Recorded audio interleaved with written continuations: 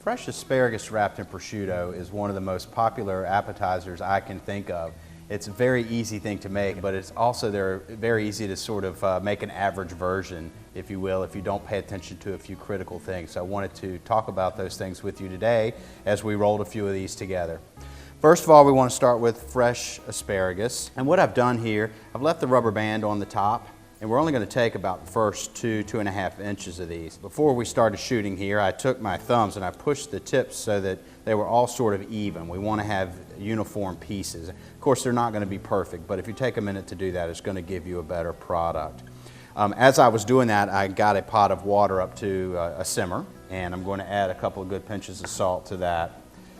You don't want to be afraid to salt this water pretty well, because most of that salt's not going to end up in your food. You need to have it pretty salty, though, to infuse even a little bit of that flavor in there in the minute or so only that it's going to be in the liquid. Now, I have these all lined up. I'm going to cut them so that we have roughly 2-inch long pieces. I'm going to save these for stock making, soup making. They're very good for that. You hate to throw those things away when you're paying $3 or $4 a pound for them.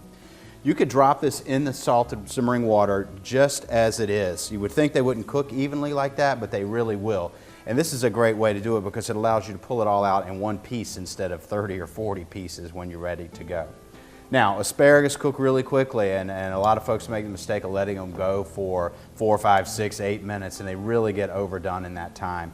About a minute is all that they need to stay crisp tender. They'll get nice and vivid green for us. While we do that, I want to talk to you about prosciutto ham.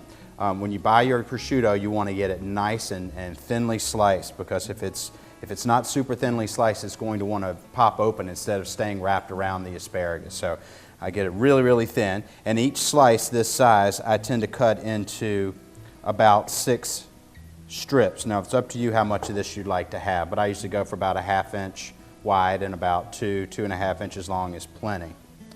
Now, these are coming out of the water. I'm going to go straight into an ice water bath to shock them and stop the cooking. If you simply take them out and let them sit, the residual heat of the asparagus is probably going to overcook them. With this ice water, it doesn't take but just 10-15 seconds to shock them and have them ready to go. Once they are cooled, I'm going to spread them out on a paper towel and just let those dry for a minute while I cut more strips of the prosciutto. All right. Once you have your strip ready to go, it's really a pretty simple thing. I don't think you have to fuss about making them perfect at all. Sort of a rustic wraparound looks nice on the plate, I believe. And like I said, they're going to really stick together a lot better if you're using super thin slices of that prosciutto. So there you go. That's how you roll a few of those up. And what I usually do is make this part of a little bit of an antipasta platter. I hit the olive bar earlier today at the grocery store, and I just got some nice olives, artichokes, a little roasted garlic, some fresh mozzarella. And you can take these, sort of mound them in the center there. And of course, I just have 4 asparagus here, but you could easily just wrap around the entire perimeter of that olive and artichoke salad and have a really nice appetizer.